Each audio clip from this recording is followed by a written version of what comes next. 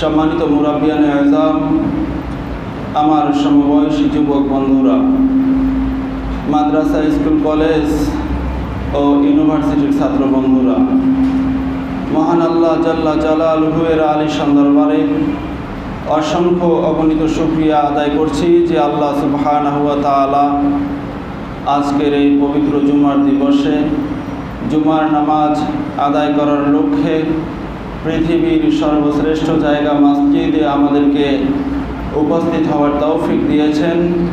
সেজন্য আসুন অন্তরের অন্তঃস্থল থেকে রাব্বুল আলামিনের জন্য শুকরিয়ার কালিমা উচ্চারণ করি, আলহামদুলিল্লাহ। আমাদের এই মসজিদ থেকে পবিত্র এই মুহূর্তে আল্লাহ সুবহানাহু ওয়া তাআলা অনেক অনেক দরুদ আর সালাম প্যারা নবী সাল্লাল্লাহু আলাইহি ওয়াসাল্লামের রওজা আকদাসে পৌঁছে দিন। আমরা সকলে পড়ি আমিন। মুআজ্জাজ হাজিরিন, আপনারা সকলে অবগত আছেন যে গত বেশ কয়েকটি জুমা যাবত আমরা পবিত্র কুরআনুল হাকিম থেকে প্যারা নবী সাল্লাল্লাহু আলাইহি ওয়াসাল্লামের শান, ফজিলত এর উপরে আলোচনা শুনে আসতেছিলাম।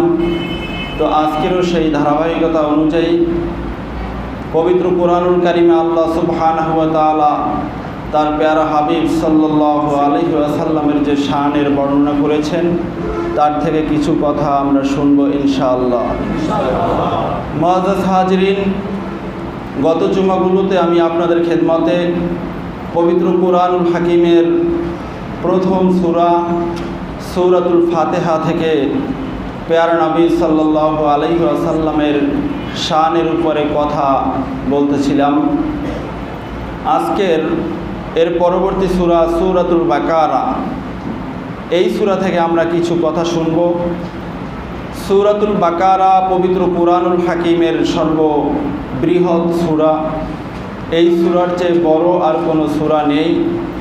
এমনকি এই সূরার ভিতরেই রয়েছে পবিত্র কুরআনুল হাকিমের সবচেয়ে ফজিলতপূর্ণ আয়াতুল কুরসি। বলুন আলহামদুলিল্লাহ।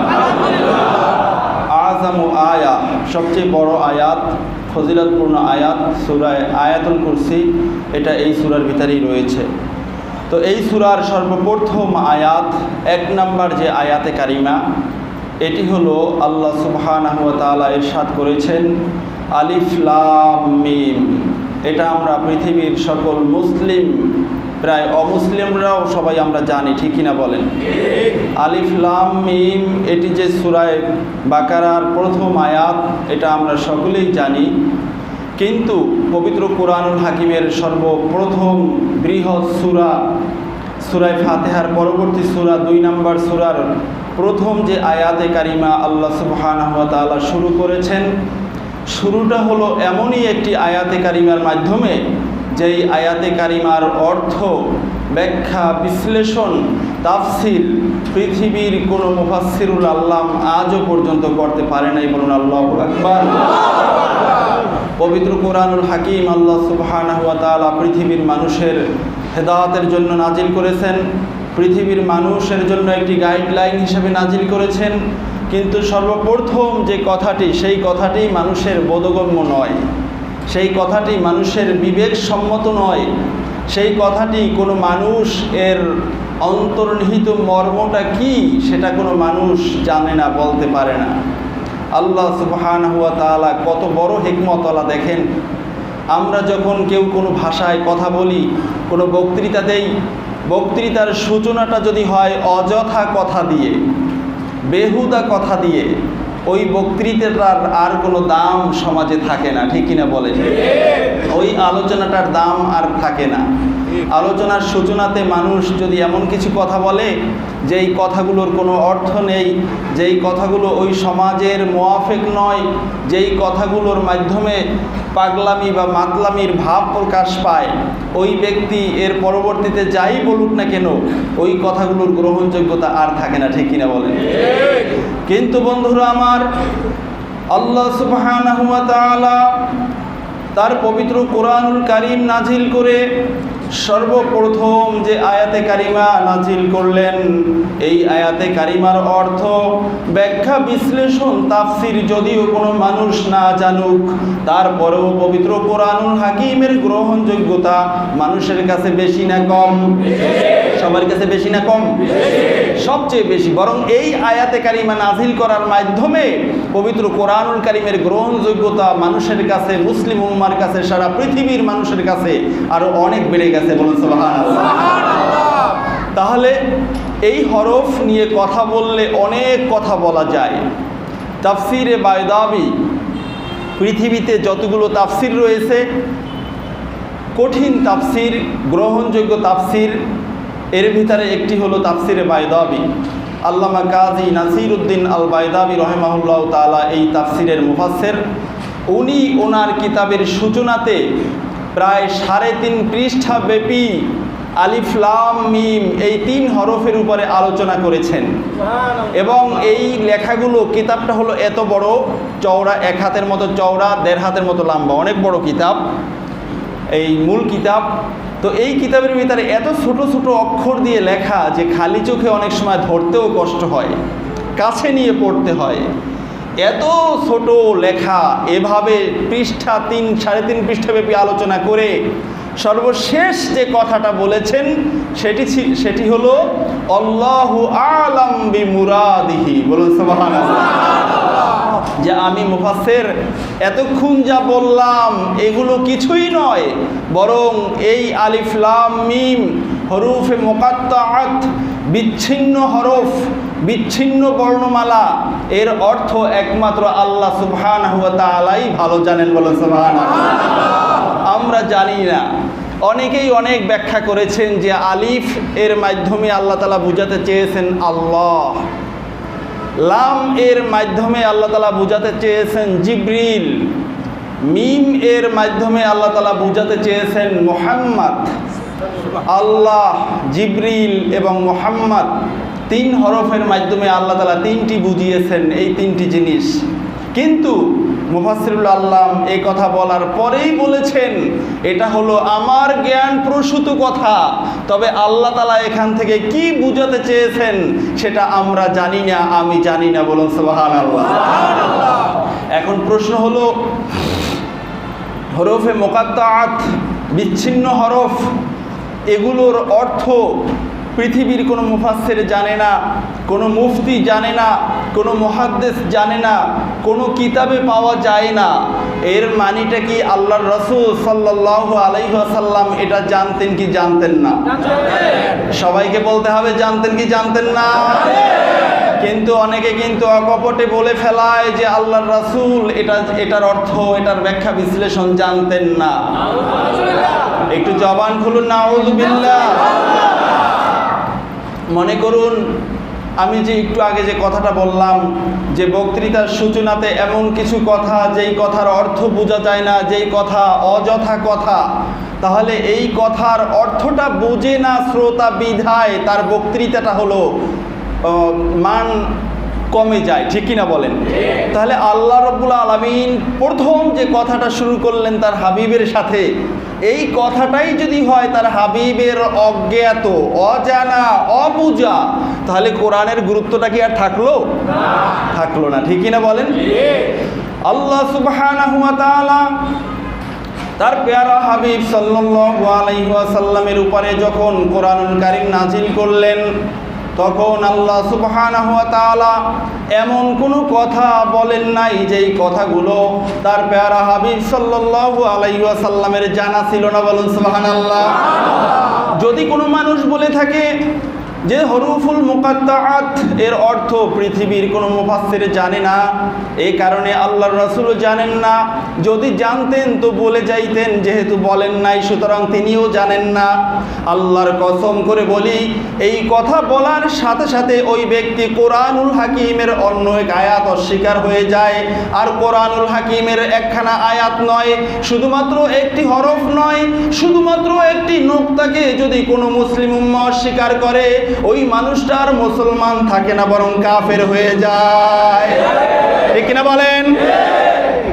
দলিল হলো আল্লাহ সুবহানাহু ওয়া তাআলার অন্য এক সূরা সূরাতুল কিয়ামাহ, সূরাতুল কিয়ামার 16 থেকে 19 নম্বর আয়াতে কারিমা আল্লাহ সুবহানাহু ওয়া তাআলা ইরশাদ করেছেন, লা তুহাররিক বিহি লিসানাকা লিতাআজালা বিহি ইন্না আলাইনা জামআহু ওয়া কুরআনাহু ফাইযা ক্বরানাহু ফাত্তাবি' কুরআনাহু সুম্মা ইন্না আলাইনা বায়ানাহু। আল্লাহু আকবার।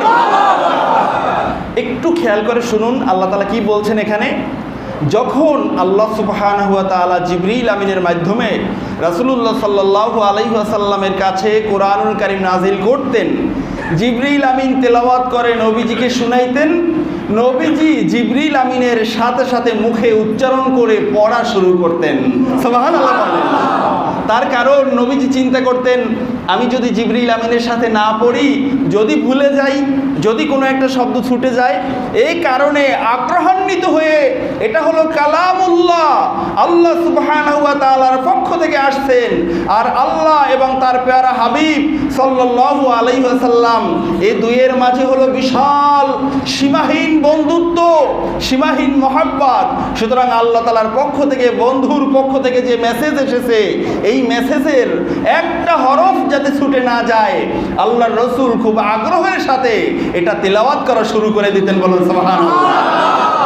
তখন আল্লাহ সুবহানাহু ওয়া তাআলা তার পেয়ারা হাবিব সাল্লাল্লাহু আলাইহি ওয়াসাল্লামকে জানিয়ে দিলেন যে, হাবিব লা তুহাররিক বিহি লিসানাকা লিতাআজালা বিহি, আমি যে আপনার কাছে কোরআনুল কারীম নাজিল করেছি, কোরআনুল কারীম বিভিন্ন ক্ষণে ক্ষণে নাজিল করে আপনাকে জানিয়ে দেই, আপনি খুব দ্রুত আয়াত্ত করার জন্য জিবরিল আমিনের সাথে মুখে মুখে উচ্চারণ করার কোনো দরকার নেই। আল্লাহু আকবার।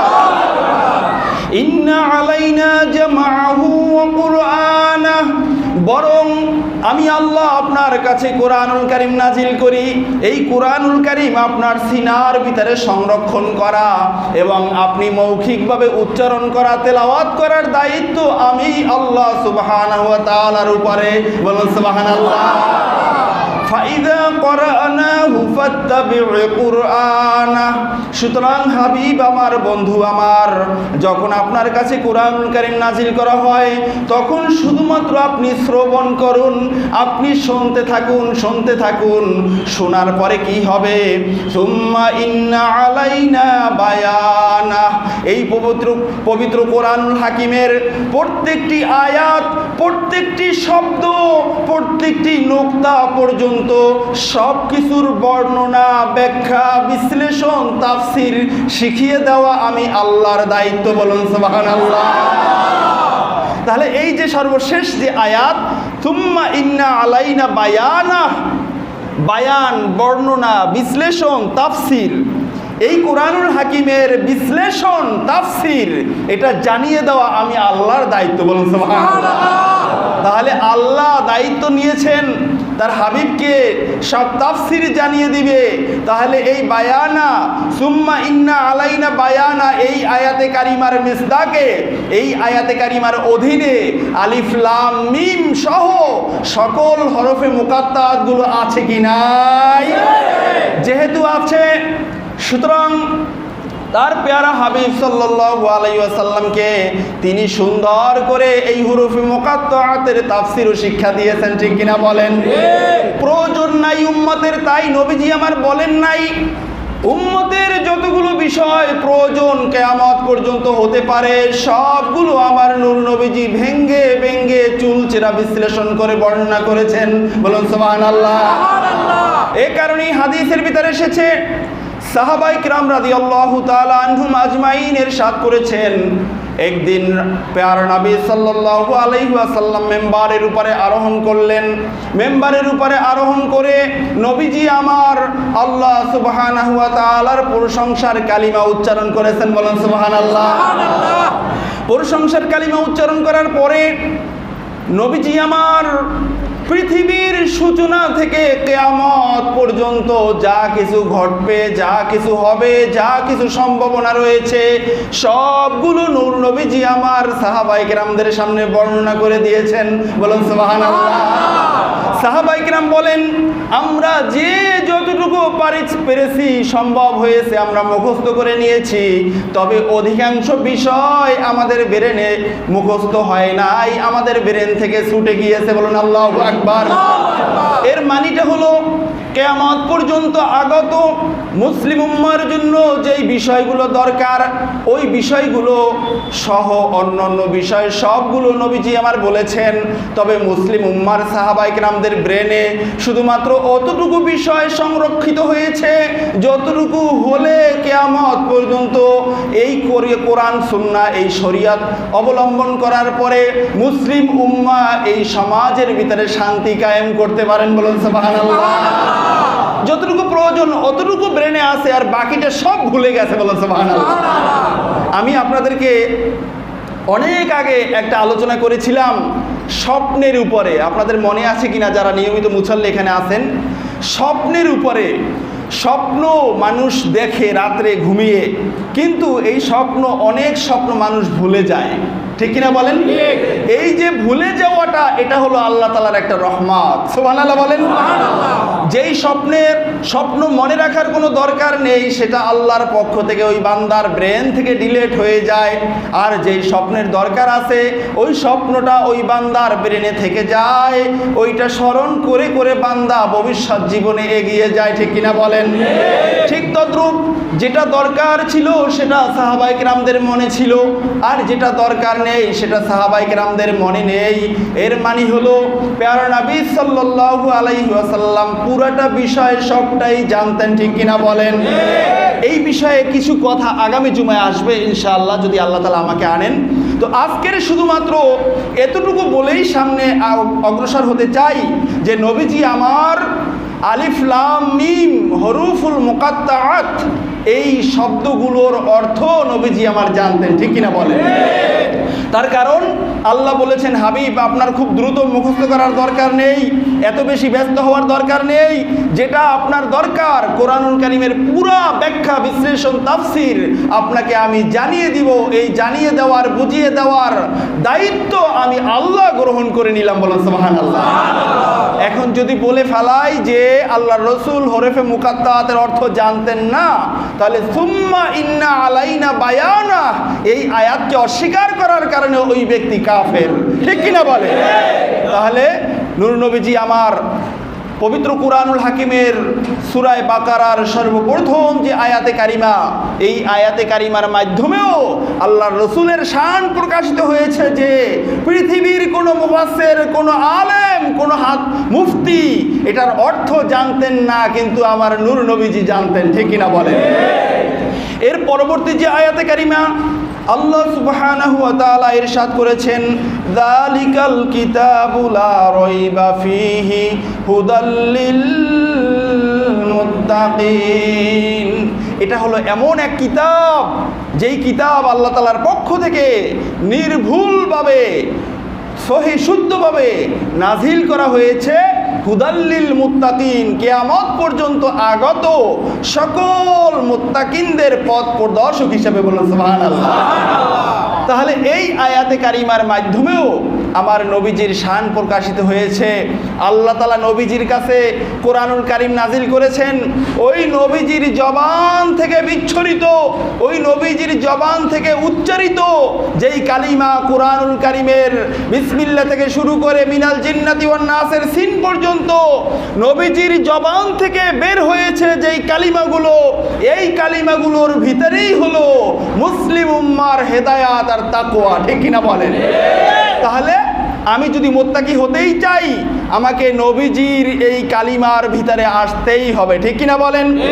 নবীজির এই কালিমাকে বাদ দিয়ে, নবীজির উচ্চারণকে বাদ দিয়ে, নবীজির কথাকে বাদ দিয়ে কোনো মানুষ এই সমাজে আল্লাহর গোলাম হতে পারে না, ঠিক কিনা বলেন? নবীজির কথা বাদ দিয়ে এই সমাজে বসবাস করে কোনো মানুষ আল্লাহর সন্তুষ্টি অর্জন করতে পারবে না।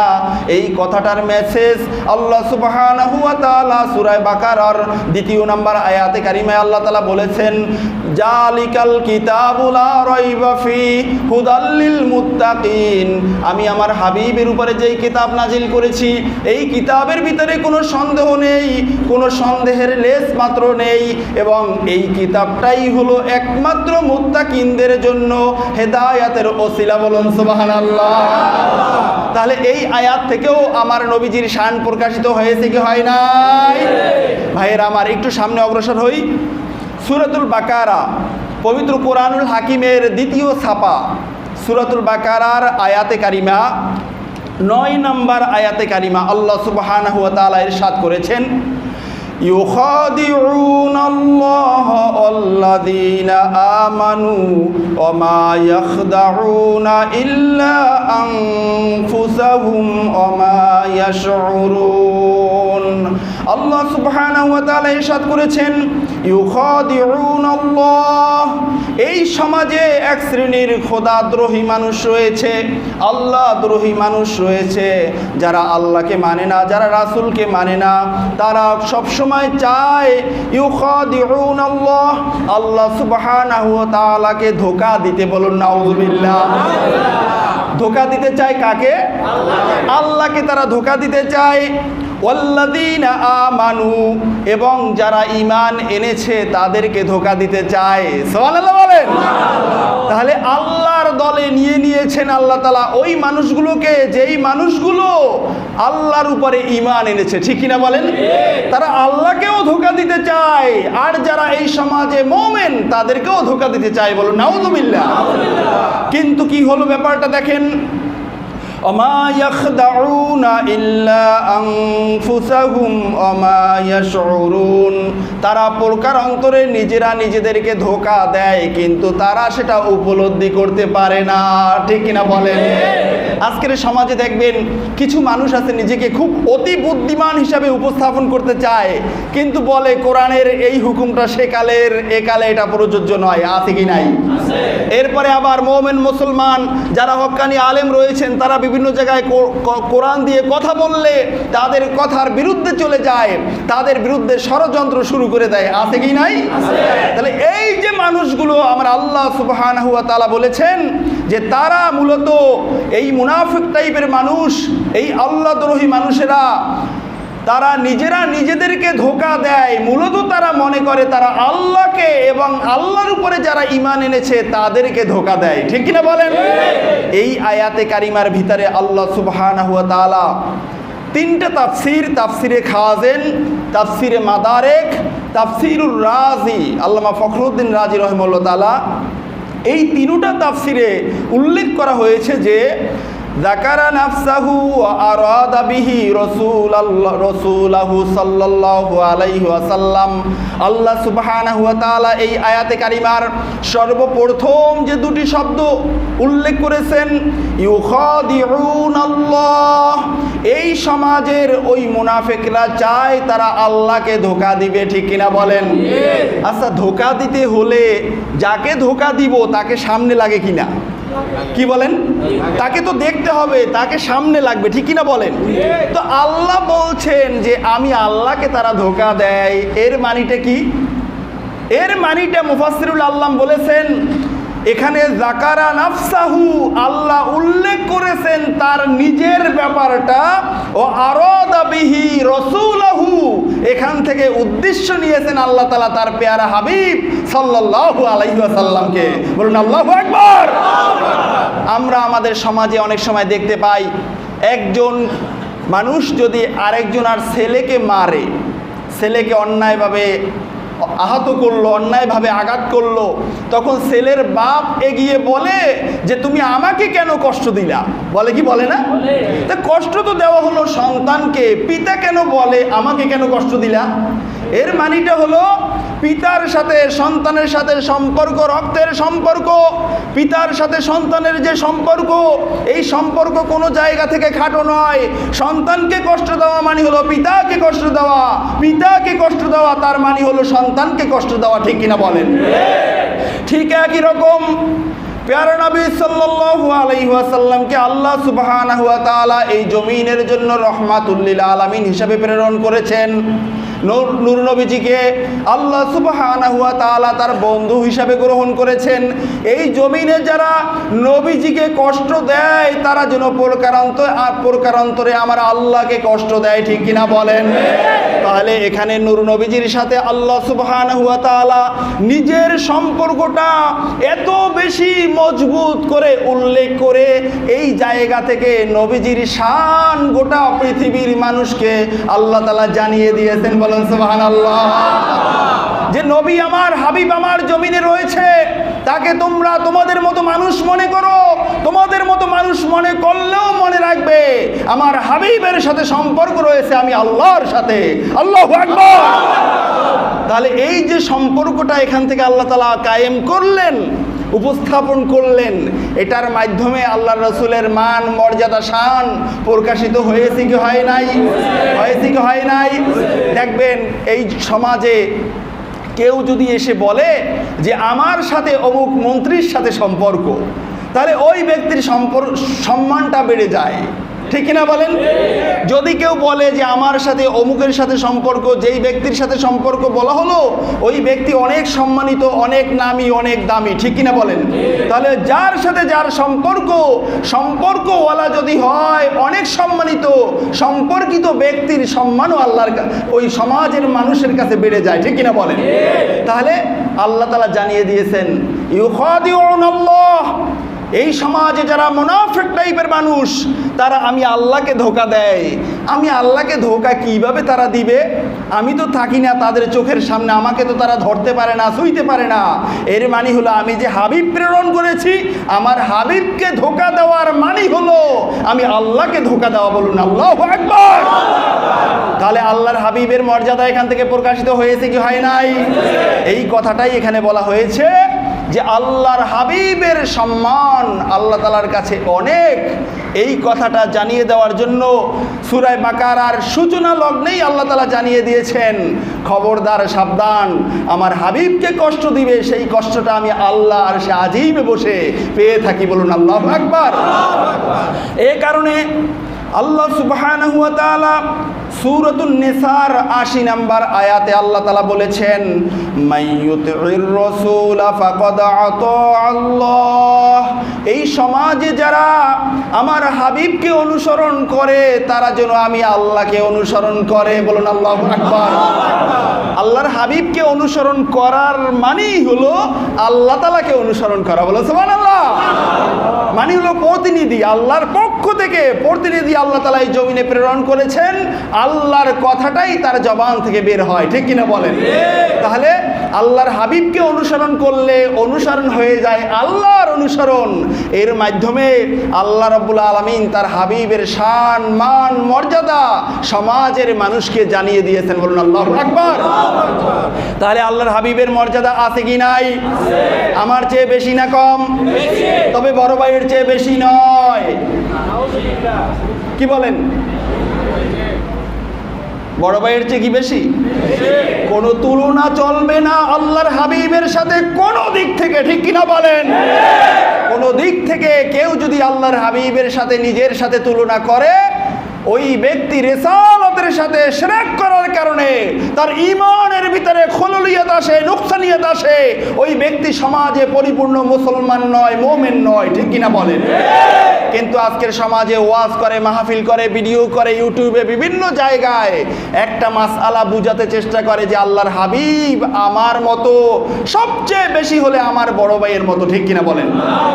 আছে না এমন মাসআলা? আছে না এমন ওয়াজ? এই ওয়াজ শোনা যাবে না। এই ওয়াজ যারা করে তাদের কাছে যাওয়া যাবে না। খুঁজলে দেখা যাবে তারা কোনো না কোনো দিক থেকে ইহুদি এবং নাসরাদের এজেন্ট হয়ে তাদের এজেন্ডাই সমাজে বাস্তবায়ন করার জন্য তারা এই মাসালা সমাজে দেয়, ঠিক কিনা বলেন? মনে রাখবেন, শিরক বিত-তাওহীদ যেরকম রয়েছে, আল্লাহর একত্ববাদের সাথে শিরক রয়েছে, ঠিক তদ্রূপ শিরক বির রিসালাও রয়েছে। আল্লাহর হাবিবের রিসালাতের সাথে শিরক করা, এটাও আল্লাহ তাআলা কখনো পছন্দ করেন না, এটা আল্লাহ তাআলার কাছে মাকবুল নয়। ঠিক কিনা বলেন? এ কারণে আমি বলে থাকি, আপনাদেরকে প্রায় বলছি আমি, যে মানুষের ঈমান হলো দুটি জিনিসের উপরে, লা ইলাহা ইল্লাল্লাহু মুহাম্মাদুর রাসূলুল্লাহ। সবার ঈমান পৃথিবীতে রয়েছে লা ইলাহা ইল্লাল্লাহর উপরে, কিন্তু মুহাম্মাদুর রাসূলুল্লাহ যখনই এসে যায়, এখানে আসলেই অনেক ঈমানদার হোঁচট খেয়ে ঈমানকে নষ্ট করে দেয়। আছে কি নাই? এই কারণে ফেরাউন নিজেও আল্লাহ তাআলাকে মানছে, লা ইলাহা ইল্লাল্লাহ মানছে, কিন্তু আবু জাহেল, উতবা, সাইবা তারাও আল্লাহর রাসূলের জামানায় লা ইলাহা ইল্লাল্লাহ মানছে।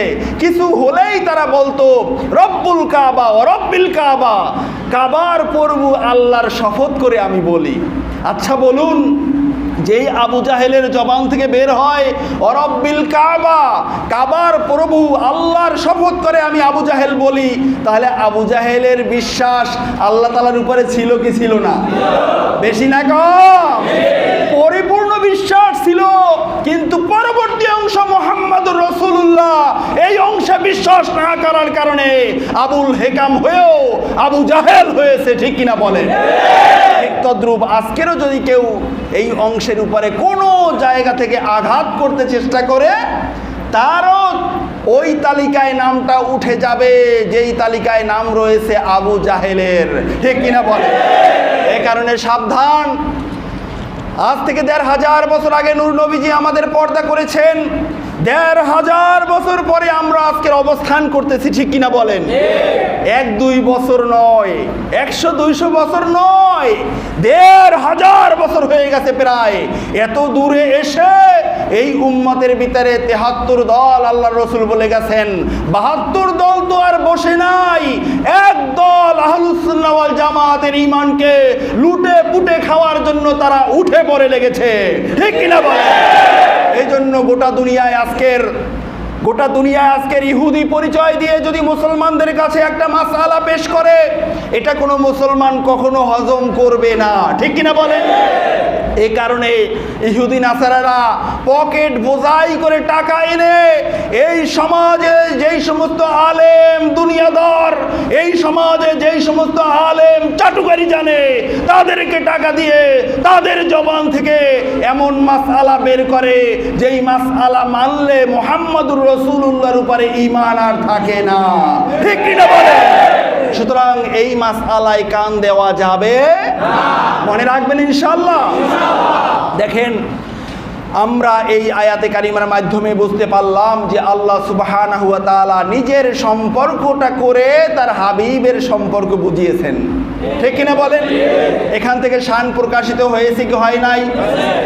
এরপরে আরেকটা আয়াত দেখেন, আল্লাহ সুবহানাহু ওয়া তাআলা ইরশাদ করেছেন, وَإِذَا قِيلَ لَهُمْ آمِنُوا كَمَا آمَنَ النَّاسُ قَالُوا أَنُؤْمِنُ كَمَا آمَنَ السُّفَهَاءُ أَلَا إِنَّهُمْ هُمُ السُّفَهَاءُ وَلَكِنْ لَا يَعْلَمُونَ। আল্লাহু আকবার। আয়াতে কারিমার সরল তরজমাটা একটু খেয়াল করেন। আল্লাহ তাআলা বলেছেন, ওয়াইযা কিলা লাহুম আমিনু কামা আমানান নাস, ও সমাজের মানুষেরা, ওই সমাজের মানুষদেরকে আল্লাহ তাআলা মুখাতাব করেছেন, সম্বোধন করেছেন, তোমরা যারা সমাজে ছড়িয়ে ছিটিয়ে আছো, তোমরা ঈমান আনো ওই রকম যেমনি ভাবে ঈমান এনেছে মানুষেরা। তোমরা ঈমান আনো ওই রকম যেমনি ভাবে ঈমান এনেছে সমাজে অন্য অন্য মানুষেরা। সুবহানাল্লাহ বলবেন না? এই কথাটা আল্লাহ বলার পরে তারা কি বলে দেখেন, যারা ঈমান আনে নাই ওই সমাজে, কলু, তারা সবাই মিলে এক বাক্যে সমস্বরে তারা বলা শুরু করলো, আনুমিনু কামা আমানাস সুফাহা। এটা কেমন কথা? এই সমাজে যারা নির্বোধ জ্ঞানহীন, তারা যেমনি ভাবে এরকম ঈমান আনবো? নাউযুবিল্লাহ বলেন। তাহলে যারা ঈমান আনে নাই, তারা যারা ঈমান এনেছেন তাদেরকে বলছে নির্বোধ। ঠিক কিনা বলেন? এরপরে কি দেখেন আল্লাহ কি বলছেন, আলা ইন্নাহুম হুমুস সুফাহাউ ওয়ালাকিন লা ইয়ালামুন। আল্লাহ তাআলা বলছেন সাবধান, মুখ সামলিয়ে কথা বলো, তোমরা যারা মোমেনদেরকে নির্বোধ বলো, আসলে প্রকৃতপক্ষে তোমরাই নির্বোধ, কিন্তু এটা তোমরা উপলব্ধি করতে পারতেছো না। বলো নাউযুবিল্লাহ। আল্লাহ পাল্টা জবাব দিয়ে দিয়েছেন না? এ পর্যায়ে দেখেন, এই আয়াতের কথাটা আমি বলতে চাই সরাসরি এই তাফসীর থেকে। এই তাফসীর হলো তাফসীরে জালালাইন। তাফসীরে জালালাইনের মুফাসসির হলেন খাতিমুল হুফাজ, পৃথিবীর সর্বশেষ হাফেজে হাদিস আল্লামা জালালউদ্দিন সুয়ুতী রাহিমাহুল্লাহ তাআলা। আল্লামা জালালউদ্দিন সুয়ুতী রাহিমাহুল্লাহ তাআলার ব্যাপারে আমি আপনাদেরকে পিছনে অনেক বলেছি। এমন মুহাদ্দিস, এমন মুফাসসির, এমন মুফতি, যিনি নিজে বলেছেন রাআইতুন নাবিয়্যা সাল্লাল্লাহু আলাইহি ওয়াসাল্লাম বিদআউ ওয়া সাবঈনা মাররাতান ইয়াকযাহ। আমি জালালউদ্দিন সুয়ুতী জাগ্রত অবস্থায় নূর নবীজিকে আমি 70 বারের উপরে চামড়ার চোখ দিয়ে দেখেছি। বলেন আল্লাহু আকবার।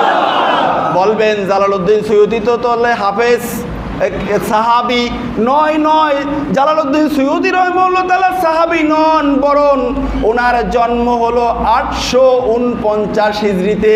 আল্লাহু আকবার। মানে মধ্যযুগের মানুষ, ঠিক কিনা বলেন? তাহলে উনি নবীজিকে 70 বারের উপরে জাগ্রত অবস্থায় ইয়াকজা শব্দের অর্থ হলো ঘুমন্ত নয়, জাগ্রত। সুবহানাল্লাহ বলবেন না? এই জাগ্রত অবস্থায় 70 বারের উপরে দেখেছেন। উনি এই আয়াতের তাফসীরটা কি করেছেন দেখেন। উনি বলতেছেন ওয়াইদা কিলা লাহুম আমিনু কামা আমানান নাস। আল্লাহ সুবহানাহু ওয়া তাআলার কথা যখন মানুষদেরকে বলা হলো, সমাজের মানুষদেরকে বলা হলো, বেঈমানদেরকে বলা হলো আমিনু কামা আমানান নাস, ও বেঈমানরা তোমরা ঈমান আনো ওই মানুষগুলোর মতো যেই মানুষেরা ঈমান এনেছে। সুবহানাল্লাহ বলেন। এখন এই যে কামা আমানান নাস, যেই মানুষেরা ঈমান এনেছে তাদের মতো ঈমান আনো। ঈমান আনলেওয়ালা মানুষগুলো কারা, তাদের পরিচয়টা এখানে দিচ্ছেন যে যারা ঈমান এনেছে তারা হলেন হুম আসহাবুন নবী সাল্লাল্লাহু আলাইহি ওয়াসাল্লাম। তারা তো হলেন আর কেউ নয়, নূর নবীজির সাহাবী। আল্লাহু আকবার। আল্লাহ তাআলা আকাশে বসে বলতেছেন ওই সাবধান, আমার নবীর সাহাবীরা যেমনি ভাবে ঈমান আনছে তোমরাও ওই রকম ঈমান আনো। সুবহানাল্লাহ বলবেন না? আমরা আমার নবীর সাহাবীরা যেমনি ভাবে আমি আল্লাহর উপরে ঈমান এনেছে, যেমনি ভাবে আমার হাবিবের উপর ঈমান এনেছে, তোমরাও ওই রকম ঈমান আনো। সুবহানাল্লাহ বলবেন না? এখানে অন্য তাফসীরে অনেক সময় একটু এখানে বলা হয়েছে, অন্য একজনের নাম দেওয়া হয়েছে। আব্দুল্লাহ ইবনু সালাম, বুখারী শরীফের ভিতরে এসেছে, আব্দুল্লাহ ইবনু সালাম রাদিয়াল্লাহু তাআলা আনহু, উনি ছিলেন ইহুদিদের একজন বড় পণ্ডিত, একজন ধনাঢ্য ব্যক্তি, একটা সাইয়েদ গোত্রের, মানে একটা সম্ভ্রান্ত ফ্যামিলির একজন মানুষ। উনি নবীজির সংবাদ পেয়ে অনেক দূর থেকে সফর করে এসে নবীজির কাছে ঈমান এনেছেন। সুবহানাল্লাহ বলেন। ঈমান আনার পরে উনি নবীজির কাছে বসে আছেন, হঠাৎ করে পিছনের দিকে তাকিয়ে দেখতেছেন ওনার গোত্রের কিছু মানুষ এবং ওনাকে চেনে এমন কিছু ইহুদিরা আল্লাহর রসুলের দিকে এগিয়ে আসতেছে। যে কোনো কারণেই হোক তারা আসতেছে আল্লাহর রসুলের দিকে। তখন আব্দুল্লাহ ইবনে সালাম বলতেছেন, ইয়া রাসূলুল্লাহ, আমি হলাম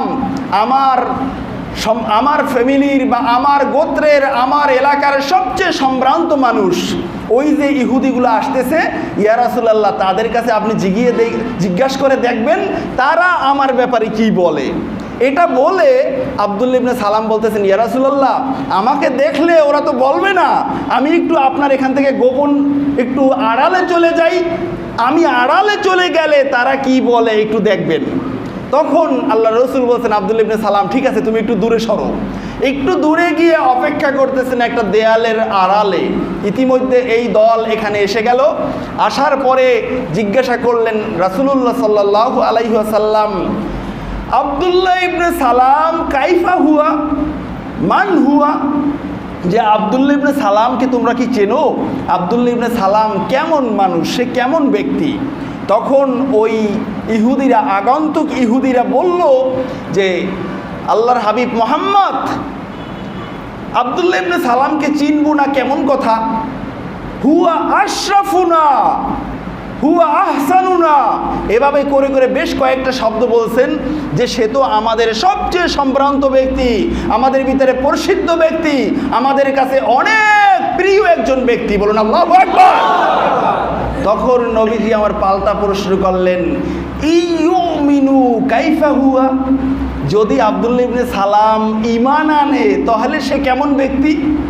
সাথে সাথে ইহুদিরা জবাব দিল, হুয়া আকমাহুনা ওয়া আত্রাফুনা, যদি ঈমানই এনে ফেলায় আল্লাহর হাবিব, তাহলে আমরা ঘোষণা দিচ্ছি, আমরা বলছি আব্দুল্লাহ ইবনে সালাম আমাদের সমাজে সবচেয়ে নিকৃষ্ট ব্যক্তি, সবচেয়ে নিকৃষ্ট বংশের। আর একটু আওয়াজ দিয়ে বলেন নাউজুবিল্লাহ। কথাটা কি বুঝতে পারছেন? যখন তাদের পক্ষে, ইহুদিদের পক্ষে কথা, তখন বলছে সবচেয়ে শ্রেষ্ঠ, আর যখন তাদের বিপক্ষে কথা, তাদের স্বার্থে আঘাত লাগছে, জায়গায় দাঁড়িয়ে পা সরায় না এখনো, এখানে দাঁড়িয়ে একই মুখে দুই কথা, একই মুখে দুই কথা। এটা কোনো মুসলমানদের চরিত্র নয়, এটা ইহুদিদের চরিত্র, ঠিক কিনা বলে? এই কারণে আজকের আমাদের এই সোনার বাংলাদেশ, ছোট্ট বাংলাদেশের আলেম ওলামাদের দিকে তাকালেও আমরা দেখতে পাই সূচনাতে বলেছে এক কথা, শেষকালে বলেছে আরেক কথা, ঠিক কিনা বলে? এটা ইহুদিদের কথা ছাড়া আর কিছু নয়। যখন স্বার্থে আঘাত লাগে, আমি যেই দল যেই মত করি, এই দলে এই মতে যখন লেগে যায়, তখন আমি সেটার বিরুদ্ধে বলবো। আর আগে বলছি একটা, এটা দিক্ততা ছাড়া আর কিছু নয়, ঠিক কিনা বলে? এই কারণে ওয়াজ শুনবেন নিজে শিখার পরে, নিজেকে শিখতে হবে, নিজেকে জানতে হবে। অন্যথায় যদি আপনি বড় হুজুর দেখে, তার লক্ষ লক্ষ ভক্ত দেখে, তার পেট অনেক বড় দেখে, তার পাগড়ি অনেক বড় দেখে আপনি যদি তাকে আপনার মুরব্বি মানেন, ওই মুরব্বি আপনার ঈমান চোর, ঠিক কিনা বলে? মনে রাখবেন কথা। এই কারণে যার তার ওয়াজ শোনা যাবে না।